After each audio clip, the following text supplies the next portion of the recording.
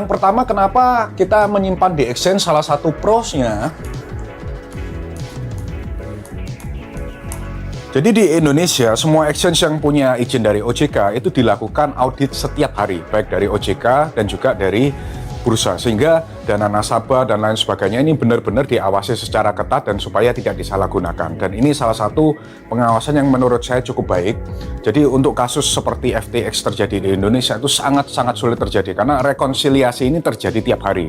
Dan andai kata ada kurang atau ketidaksesuaian exchange lokal yang di bawah OJK ini, mereka harus segera melakukan top up supaya dana ini sesuai dengan perhitungan OJK dan juga bursa. Oke, yang kedua, kalau kalian simpan di exchange, plusnya, keuntungannya adalah kalian tidak repot. Jadi kalian tidak perlu takut kehilangan seed phrase kalian seperti yang kalau kalian simpan di self custody. Kemudian yang kedua, jika terjadi sesuatu, kalian masih punya customer service.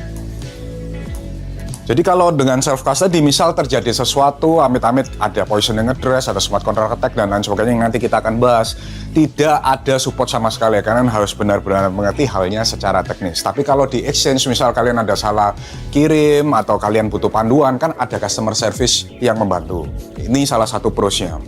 Kemudian yang ketiga, ini kasus yang sangat sering terjadi di Thrift, bahwa kalau aset itu disimpan di dalam exchange, aset ini bisa diwariskan.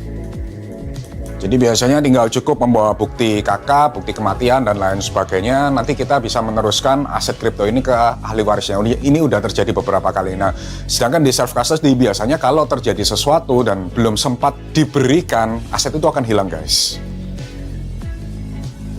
Kemudian yang ketiga, yang otomatis lebih enak kenapa menyimpan di exchange adalah tentu liquid. Liquid ini istilahnya apa? Ketika kalian mau mencairkan aset kripto kalian menuju rupiah ataupun kalian tukar ke aset lain, itu kalian cukup melakukan dengan single klik. Nah, kemudian yang keempat. Yang keempat tentu tentang mengenai keamanan. Exchange bertugas menjaga keamanan sistemnya sehingga dana kalian juga otomatis akan dijaga oleh exchange, clearing, kustodian, dan juga bursa.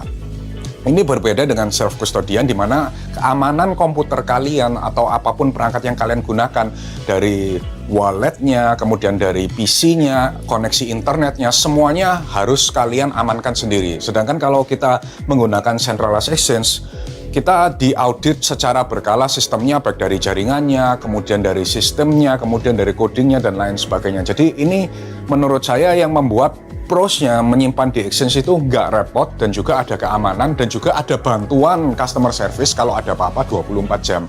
Kan nggak semua orang mengerti teknis. Nah, kemudian kita bahas mengenai self custody. Pertama, plusnya apa? Your money in your control.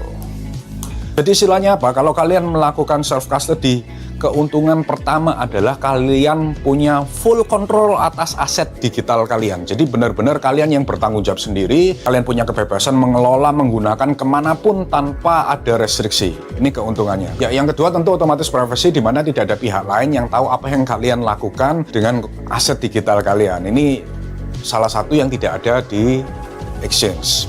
Kemudian yang ketiga yang paling penting, karena this is your asset, this is your wallet, this is your custody, tidak ada yang bisa memblokir.